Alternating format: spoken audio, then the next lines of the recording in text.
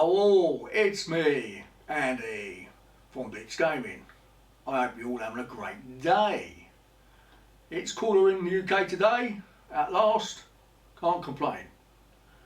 Okay, I'm going back to the Asus Prime H510M-A motherboard. If you remember, we done a test and it was getting up to the 11400F, that is, the Intel 11400F was getting up to 100C, running Blender and Cinebench, and probably in some other cases running Time Spy. So we're going to fit it now with the Hyper 212 Black Edition from Coolermaster CPU fan, and hopefully just like the test we've done on MSI's Bazooka, it go down around 20C, so we should be okay. Again, we're testing the two graphic cards, the AMD 550 and the Radeon RX 480. Yeah, old card. At the end of the day, I have no intentions of buying an overpriced graphic card. End of story. Yeah. So we're going to be doing the 11400F, an i3 processor. It's not there at the moment, but it will be tested before you see this video.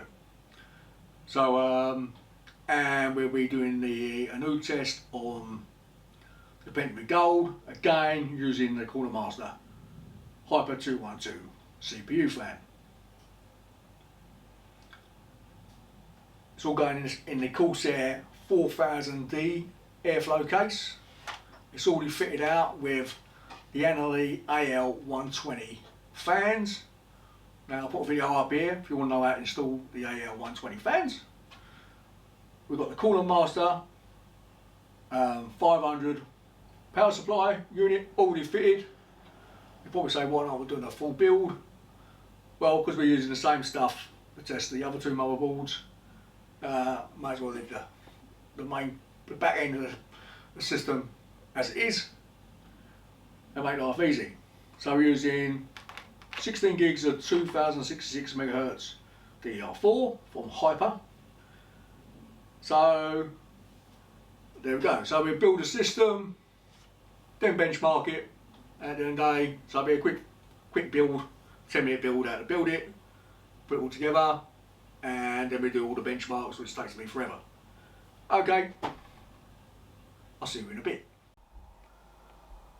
Okay, one Asus H510M-A motherboard. Let's get it rolling, get it going. Right, one Pentium Gold G6405.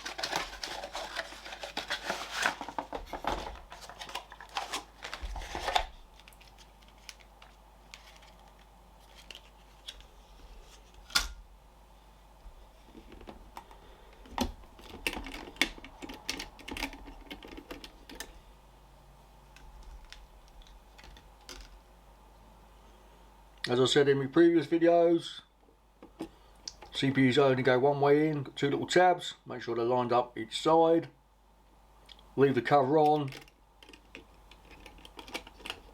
bring it back down until it pops off. Don't lose it, you're going to need it. If you sell your board or you change your board, protects the pins.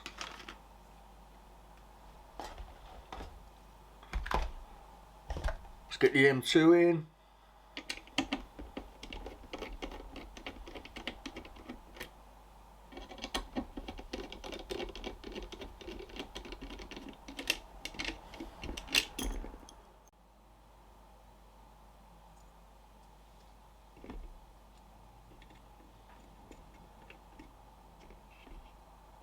Put it in that angle, push it down, and use the screw which is supplied with the board.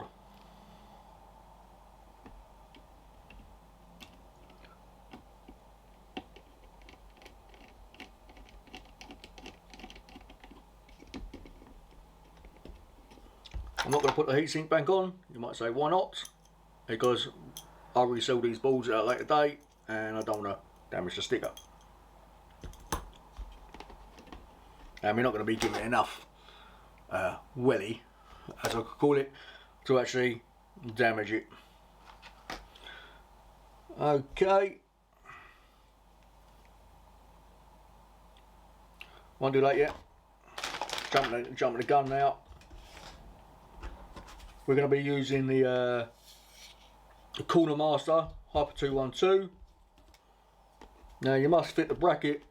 Yeah, it comes with a board, with a cooler. Yeah, first, otherwise you've got no chance of actually getting the cooler on.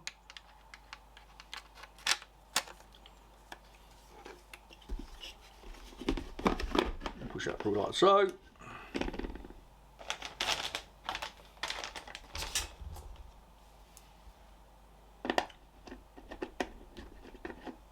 Put in the hexagonal blocks.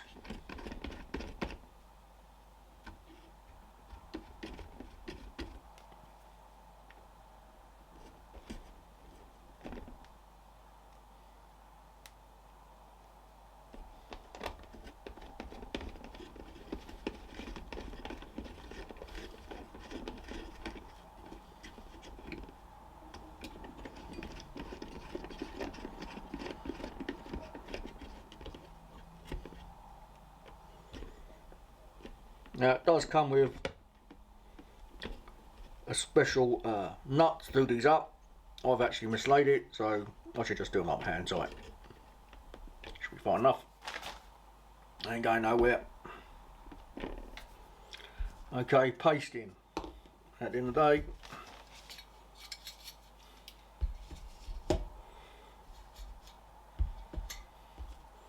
now I'm doing a different version from what I usually do. I usually just do a blob.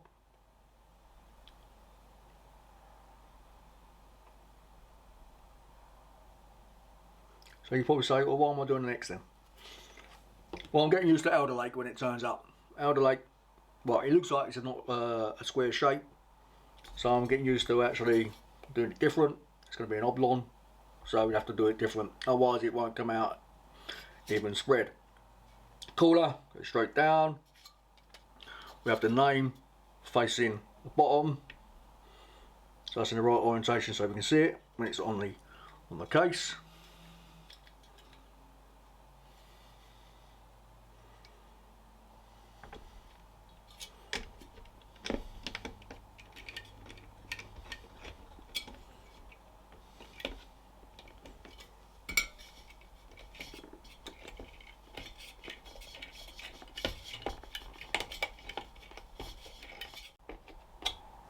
And I will tighten it when it stops. That's it, done. Let's get the memory in. So we're using 266 because the CPU we got in there doesn't use any higher than 266. So to keep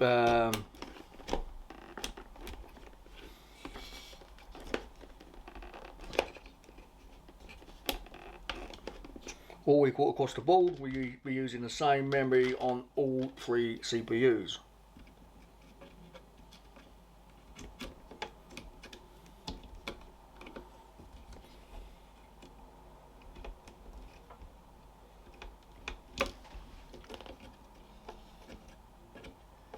I'll get this one in, it's been a bit difficult.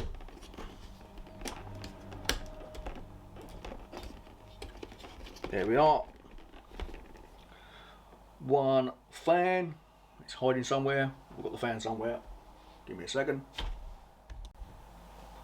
Okay, so now I've moved everything out of the way. Let's see it's installed. At the end of the day, ready to go. Let's get it inside the case.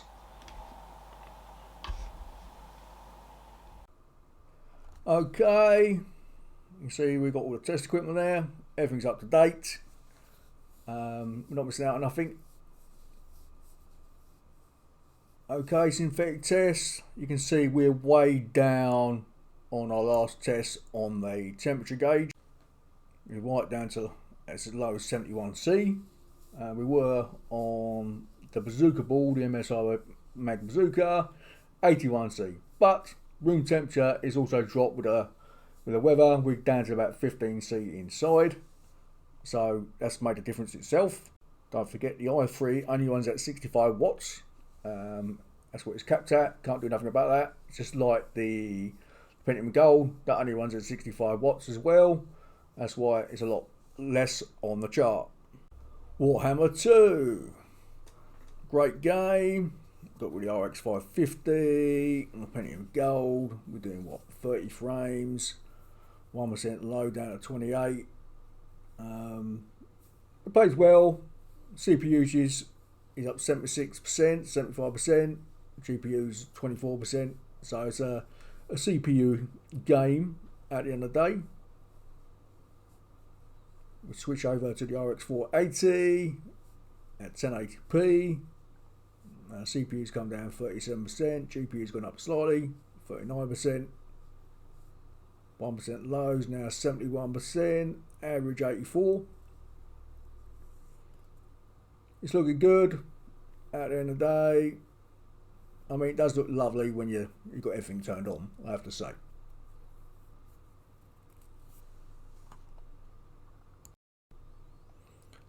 Finish off with the demo with the ultra setting. You can see the frame rate's now dropped quite a bit. 22% low. But here's the chart at the end of the day. You can see it in the beginning, running the RX 550, regardless of what processor you had, you won't go nowhere. The video card is basically too slow to make a massive performance. Then we go up a step to 1080p. You have a bit of a jump there. And as we go up the resolutions, it all comes down. And again, at ultra settings, regardless of what processor you got, there's not a lot in it, really. The 1% low does change quite a bit. But otherwise, it's still playable. Can't complain. I mean, if I was going to play it on the 550, I'll probably lower the settings one down a notch to make my life easy. Assassin's Creed Odyssey, 1080p low settings on the RX 550 with the Pentium Gold. It runs fine. At the end of the day, I mean, it's one of those games, regardless of what settings you have it on, it looks great. At the end of the day, the only thing that stands out, if you look at the floor, the textures are a bit low, otherwise the game looks fine.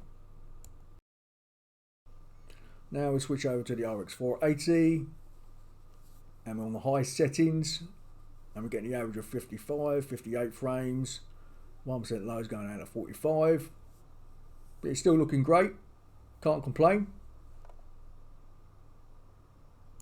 We now switch the settings up to ultra at the end of the day and she's looking great. And obviously the frame rate is now what, average 42, 1% low is 35. So we're doing pretty good at the end of the day. Can't complain really at all. Again, you see the 550 is holding everything back. Regardless of what processor you have, we're stuck in the 30s and the 1% lows in the 20s. But I mean, it plays, I mean, yeah, it does drip into that 20 lows.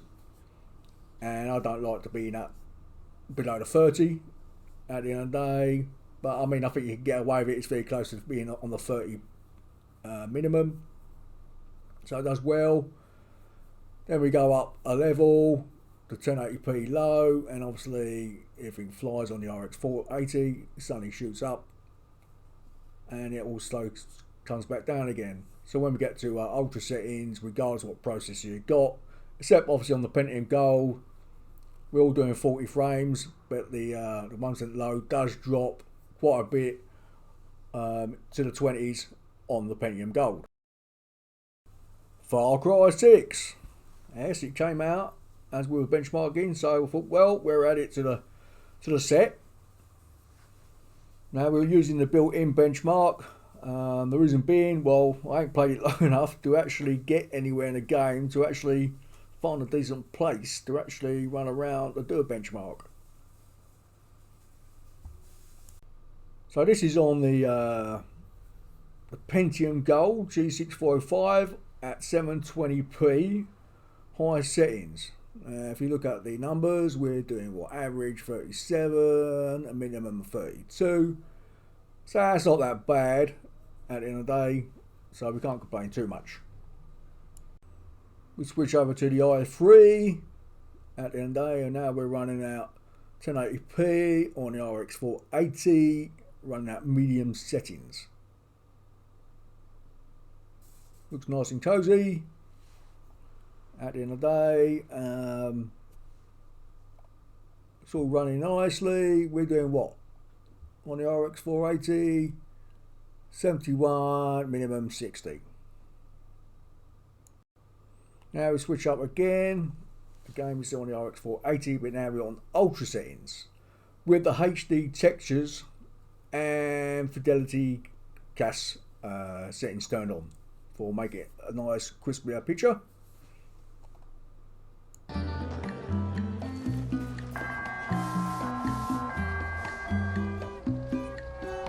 Attention inhabitants of Concepcion.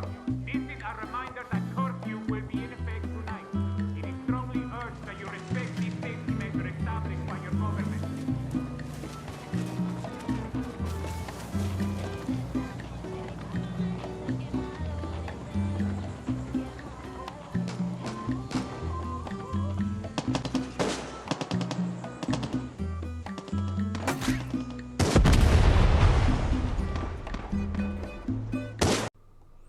Personally, I can't see a lot of difference. Now it may be a lot different in the game. I ain't really checked it out yet, but on the benchmark suite, I couldn't really see much difference between one setting to another setting. But okay, let's look at the chart we put together. Okay, our high settings, regardless of what CPU you had. Again, the graphic card was the bottleneck. We go up to high settings with the RX 480, the 2 cores, pull ahead at the end of the day. Now the Pentium Gold gets a bit left behind, and it does have a nice big drop at the end of the day on the minimum frame rate. As we go further up the chart, they get closer together, and as we get to ultra, as before, there's not much difference between them. They're all in the 50s at the end of the day, and basically the minimum is at 40. I will do another benchmark in a couple of weeks with me playing the game, running around doing a proper benchmark, and a lot better settings we can show. Okay, let's move on to the next one. So CSGO, at the end of the day, no charts on this one. All I've done is done the videos, because it's an online game, the benchmarks go all over the place. And from the global shadow quality downwards, we've gone from the lowest, then the low, where it's got basically high. They've been on the lower settings, then gone to the medium, then gone to the high, then to the highest at the end of the day. The way we've done the settings for the free videos. So I haven't changed anything else. At the end of the day, yes, you can get a better performance by turning some of the other stuff off, but I just left them. That's all I changed, was those 4 settings.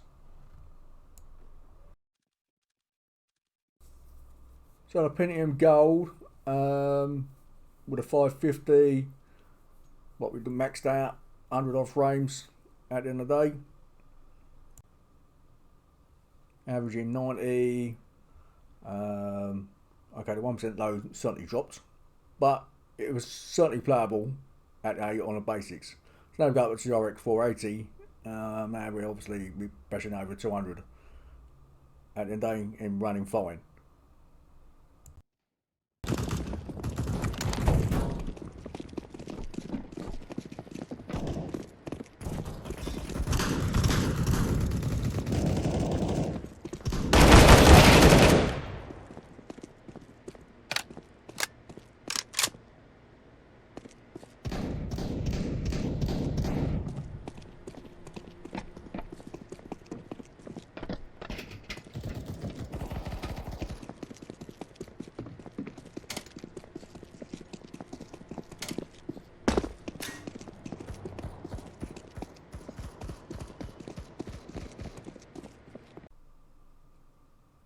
I mean, it's not my type of game, I have to say. Plus, I play crap. I am really absolutely crap at this game, I have to say. But we only use it as a benchmark because people like playing it and like to see how well it runs. They've just updated the maps, and I did notice where they've updated the maps, it crashed. Well, I changed the settings. If you didn't restart the PC, well, not the PC, if you didn't restart the game, it would crash before the game would start. So I'll let you know that it's now buggy. It never used to crash, but now it crashes.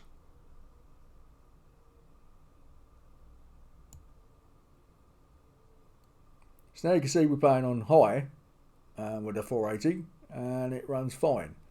We'll quickly do the last video running on 11400 and we do one on the Pentium 3 running at max settings. But it runs fine. To be honest with you, this type of game, it don't matter what settings you have it on, you're only there to look at and blow and shoot the enemy. So now we're on the i3. You see where we're all bunched together, we're in the hundreds, and then when we start spreading out, we're going over the 200s up to 300. This is the problem with the game. It's very all over the place. You can see we had a 1% load there, it just had a nightmare and dropped down. This is why I didn't do charts, because it's like if I put on there, yeah, you do 300 frames a second, then you have a 1% low, it goes down to 2. You'd be saying, well, what's going on there? Well, that's the way the game plays, so it was just easier for me to show you how it works. Now on the 11400F, again with the RX 480, frame rate's not got much more. It's the same sort of thing. I mean, it's capped by a graphic card. At the end of the day, this is how long we survive. We might survive a minute if we're lucky. I said I don't play this game, I'm not very good at it. But, I mean, I don't know if anyone's actually looked, but I mean, if you actually look at the graphics from high to low, there's not a lot of difference, to be honest with you. I think that's why people just play it on low settings and just run around and just want to shoot each other. I ain't got time to look at the graphics. It's not a game you sit around to look at the graphics, put it that way. So the other big problem with this type of game is you've got network lag, internet lag. At the end of the day, you can have a fast connection and slow connection. I personally got a 350 meg connection, but it doesn't seem to make any difference to the lag at the end of the day, but it's just the way the game is. Okay, let's move on. So Red Dead Redemption 2, 720p, at the end of the day, low settings, runs fine, looks okay. The actual game, regardless of what settings you have it on, I've never run it to look really awful. Let's switch over to 1080p at the end of the day, and also on the RX 480. Now it does get a lot crispier as you go up. And obviously on ultra settings, which we'll see in a minute, it does look lovely. So we're doing 62 average frames, 1% low, goes down to 50s. Now I usually take the benchmark on the chart you will see from the corner, which is the busiest. And the worst thing about this game, it's never the same. I can go around here, it might be one cart, it could be two carts, there might be three carts, plus loads of people walking back and forwards. So it's not 100% foolproof benchmarking, but there's nothing I can do about that. That's the way the game is.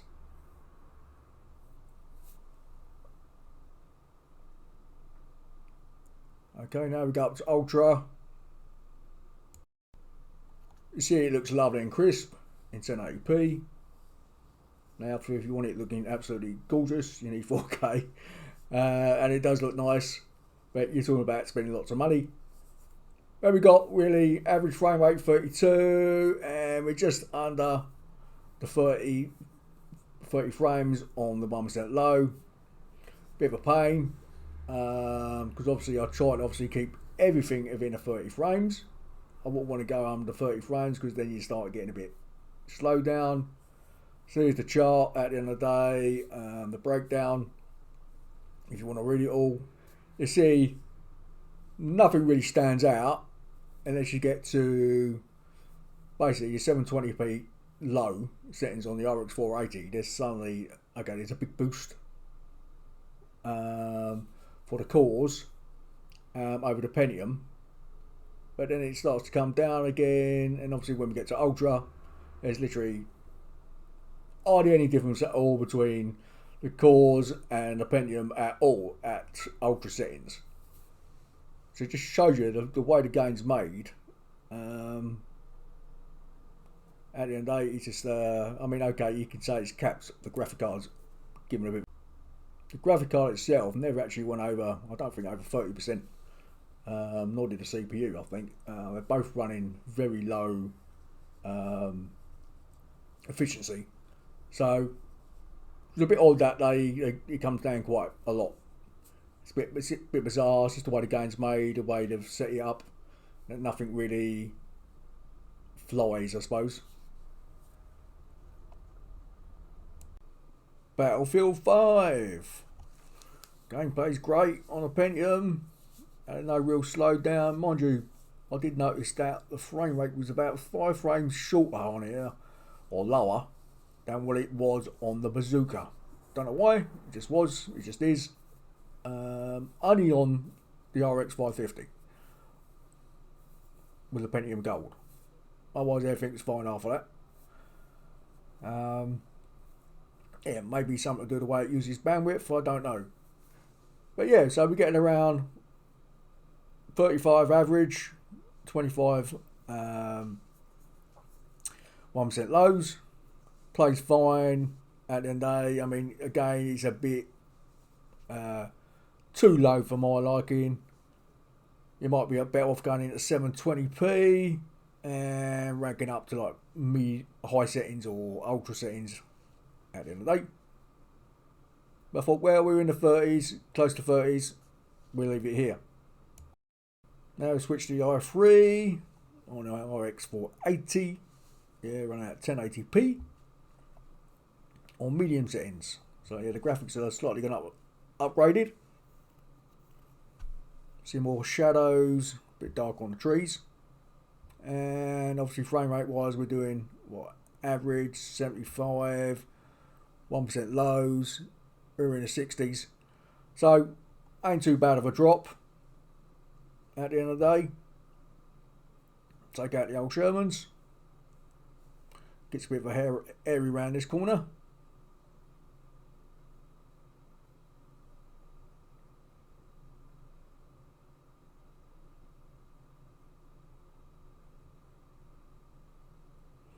So yeah, so we're action wise is doing pretty well.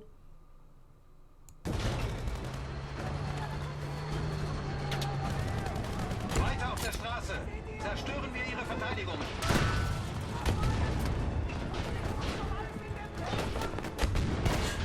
Das Ziel ist erledigt.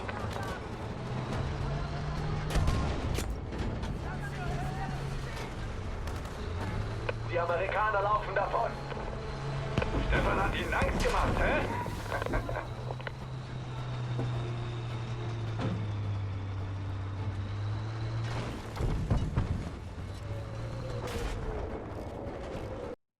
We jump forward a little bit and we go up to ultra settings. Still on the RX 480 on the Intel 11400F. So now 6 cores with the graphics. So again, you can see the graphics have improved slightly, and the frame rate is what? Averaging 56, bottoming out at 44 on the 1% lows. I mean, this is the most demanding spot that I know of. So we're doing pretty well at this time. Again, and then we get some good settings with the 550 with the i3 and the i5.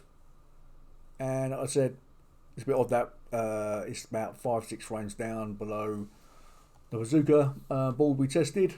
Now that may go down to more bandwidth on the PCI. I don't know.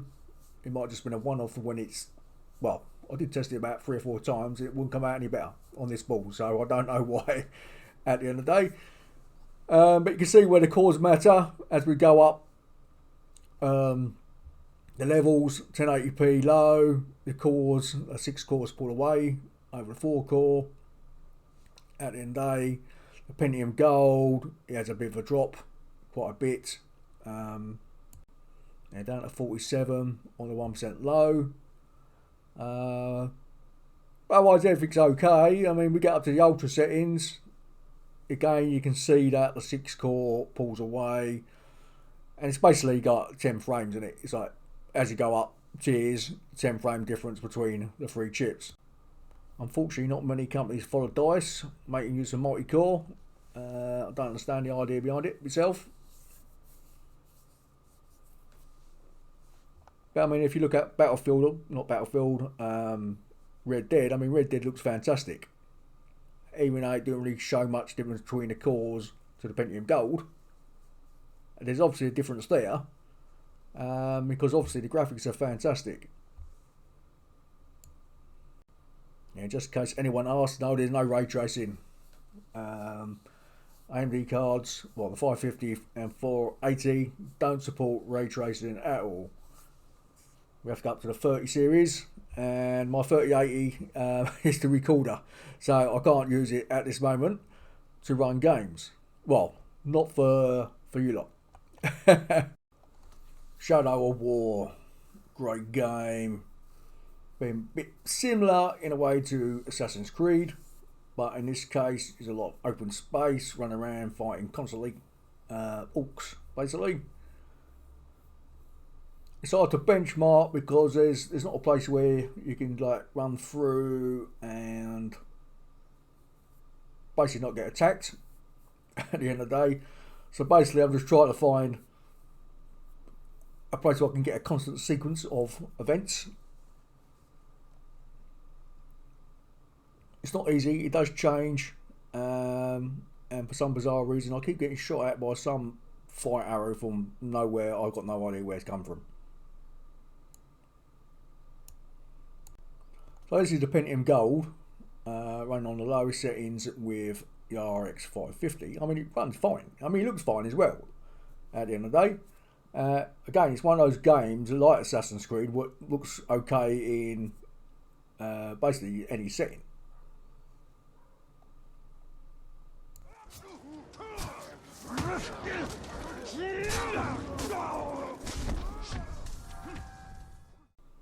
I'll switch over now to the RX 480 with the i3. So I've got 4 cores now. And cores do matter in this. So I have noticed that it does go up with more cores you've got. I have to check it out with me Ryzen 5900. And then I've not played it for a while. So we get great benchmarks at the end of the day with the RX 480.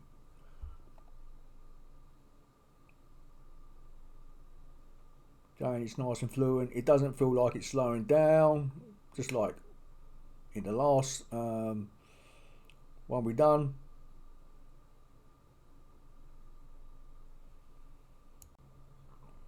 Now we quickly shoot up to the i5, 1080p again with the RX 480. This time ultra settings, so everything's turned on. At the end of the day, looking at it should do.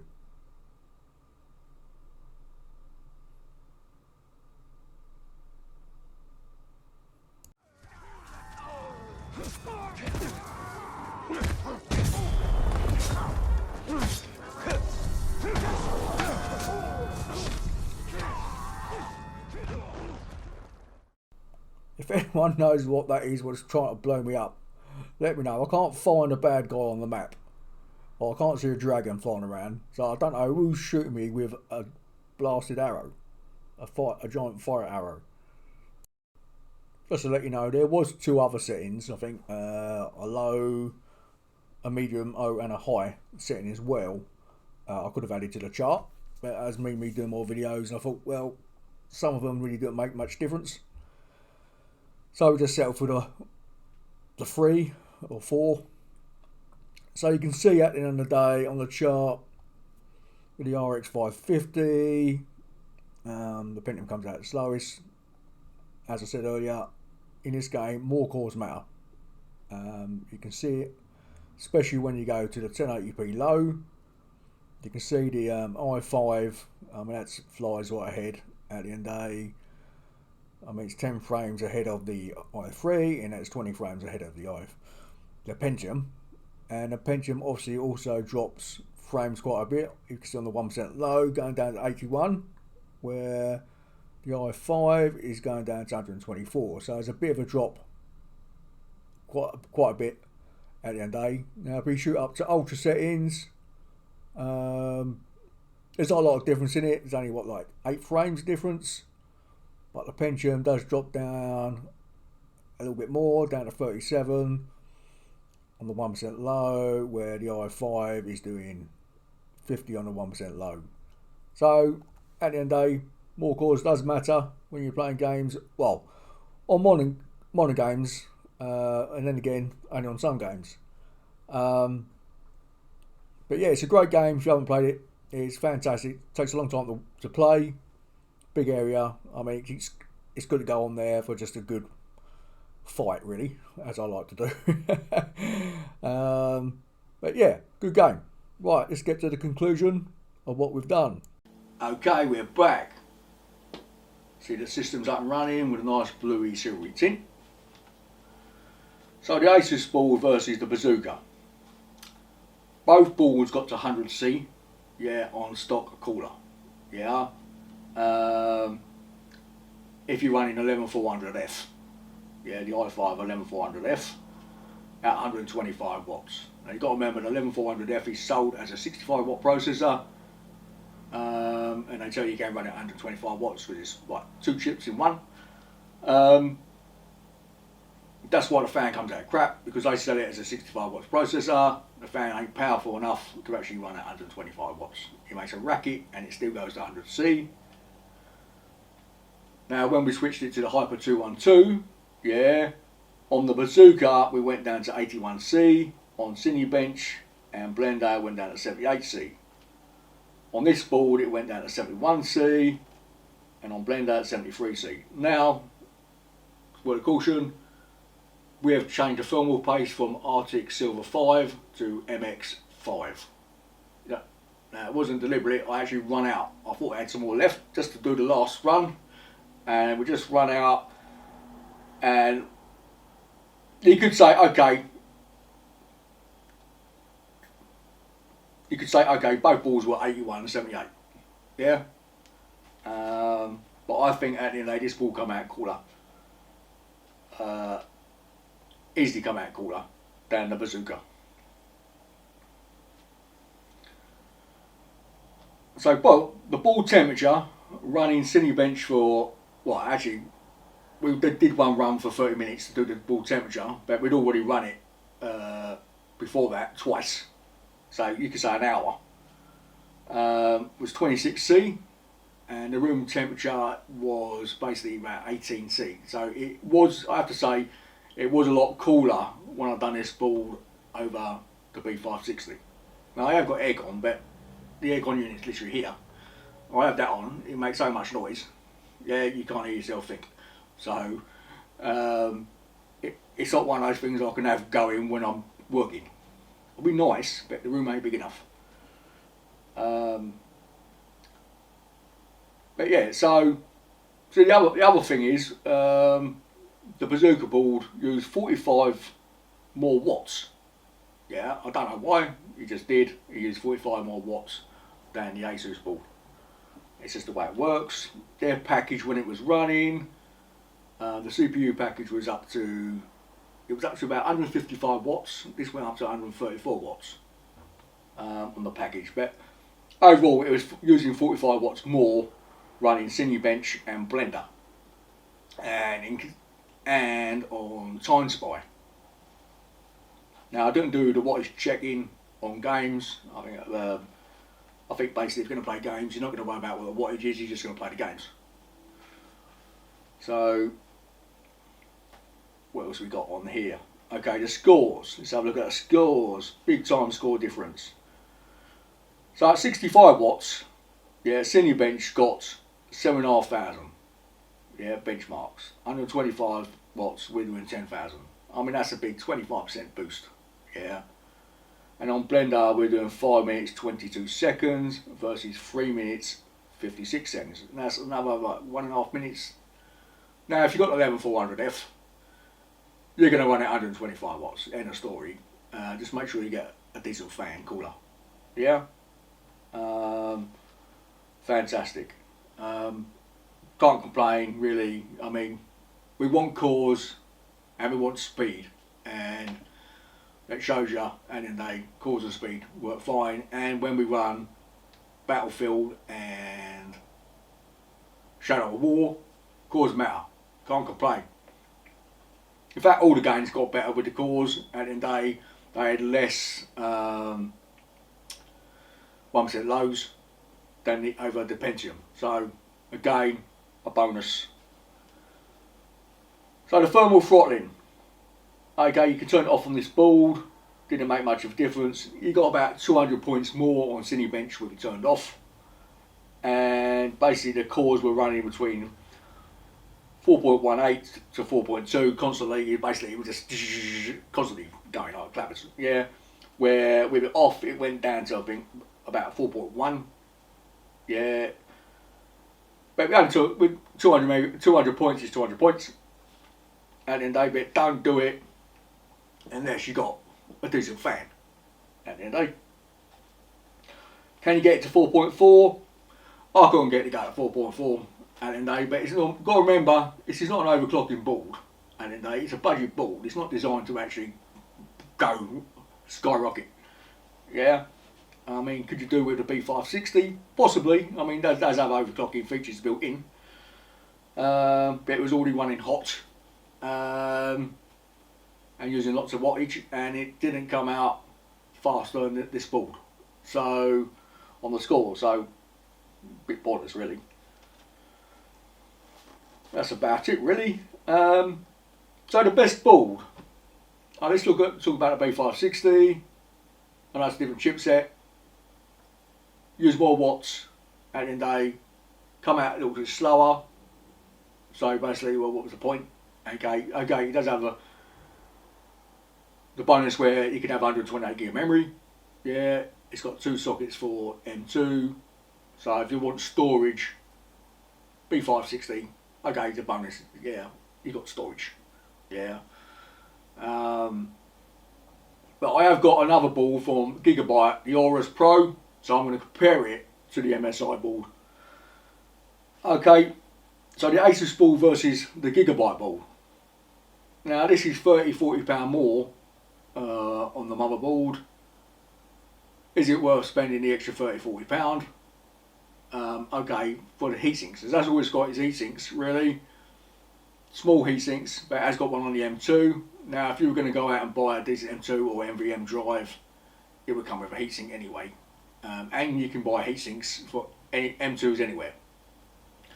And they're not that dear. So, would I buy this board over the Gigabyte? No, I'd rather save the £30, not being able to Asus. At the end of the day, I don't see the point spending an extra £30. And you've got to remember, this is supposed to be a budget board. Why do they actually want, I mean, £30–40 is a big difference on a budget board. It's like 2 tiers. It's like, doesn't make sense really at the end of the day. And especially when you don't get any more features. It doesn't come with a flash button. Yeah, doesn't come with USB-C. So it's like, why spend the extra money? It's not worth it. Stay with a Gigabyte board, come out with the best scores, come out with the best watts at the end of the day. It ran cooler. It was everything. The Gigabyte board was better than everything. So I can't really say. So again, buy the Gigabyte board at the end of the day. I'll give the Gigabyte board at the moment in time 5 stars. I will give this board 4 stars at the end of the day. If you want a star nice and a bazooka, well, I can't compare it against something else, so I can't say, okay, well, would I put it in? But at the moment, the B560 is more money and it's coming out worse than the budget board, which is really odd. Okay. I hope you like the conclusion at the end of the day, and I'll see you in the next one. Hope yourself are out. Okay, Andy out. Have fun all.